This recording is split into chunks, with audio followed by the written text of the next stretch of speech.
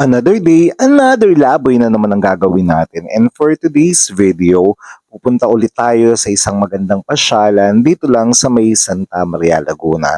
And of course, bago tayo pumunta doon, bibili muna tayo ng makakain. And since wala nga tayong niluto, eto ready to eat na lang ang ating dadalhin. Bumili na nga lang kami dito sa dim sum ng lumpia with rice and also shark spin na dadali natin later dun sa Paliguan. Yan, pinakita ko lang yung other store pero hindi kami bumili dyan dahil lack of budget. So ano pa, let's go! And ayan na nga, nandito na kami sa bagong bayan. After nga nito ay ang Laurel sa Santa Maria, Laguna, wherein dun tayo pwesto para maligo ngayong araw na to. Mai-share ko na rin sa inyo mga kalaboy na dito sa Santa Maria, Laguna, marami ding iba't ibang palugo. Apparently sa mga susunod na araw or linggo, makapunta tayo para makita din ninyo kung gaano kaganda ang buwan. And of course, since wala tayong dalang maiinom, tumigil muna kami sa tindahan na to para bumili kami ng soft drinks para meron tayong dadaling maiinom doon. As you can see mga kalaboy, dito pa nga lang sa daanan, sobrang ganda na. Actually, pwede na kayo maligo dito kung gusto nyo maligo. But of course, maghahanap tayo ng magandang spot na medyo malalim para makalangoy-langoy tayo. So, pag inaantay natin, let's go! At syempre, pagka magagala, dapat may dalang foods.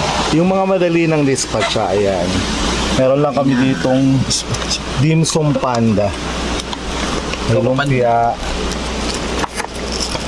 Shark spin. Puro lumpia naman yan. Syempre, soft. So of course, bago tayo maligo, kakain muna tayo. Syempre kasama sa paggagala yun. Mga gutom na ang mga persons. Sana isa kong bang tingakot? Kain tayo. Let's go!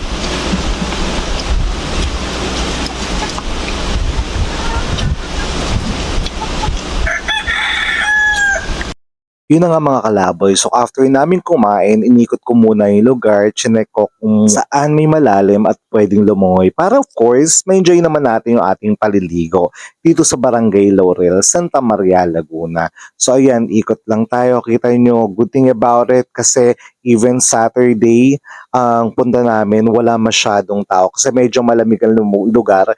And of course, masarap maligo pagka solo nyo lang yung lugar. And kitang-kita nyo naman mga kalaboy kung gaano kaganda talaga yung lugar.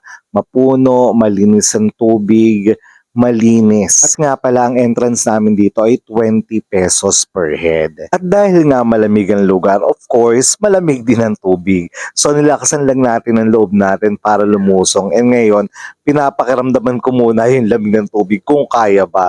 Kasi syempre, kakatapos lang natin ang taglamig na kung saan nagpapainit tayo ng pampaligo. So ayan, nagtry na ako lumubog and apparently kaya naman. Kaya na-enjoy ko na yung paglangoy dito sa may ilog. And I'm hoping mga kalaboy na one of these days ay makapunta rin kayo dito. And also just to let you know as well, this is only 2 to 3 hours drive from Manila where itong location na to, tabing ilog. So pwede na kayo mag-park sa may kalsada kung kayo may mga sasakyan o may dalang motor. So what are we waiting for? So tara, let's enjoy, maligo na tayo dito sa may ilog.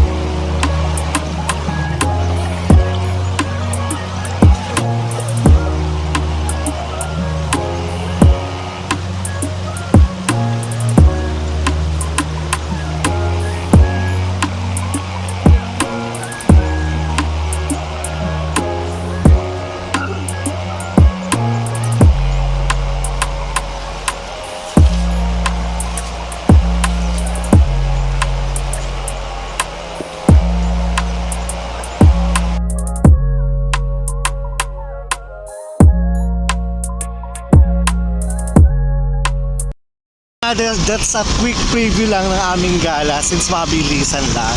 And sa mga bago lang sa channel ko, please don't forget to like, follow, and subscribe na rin sa channel na ang Labunas.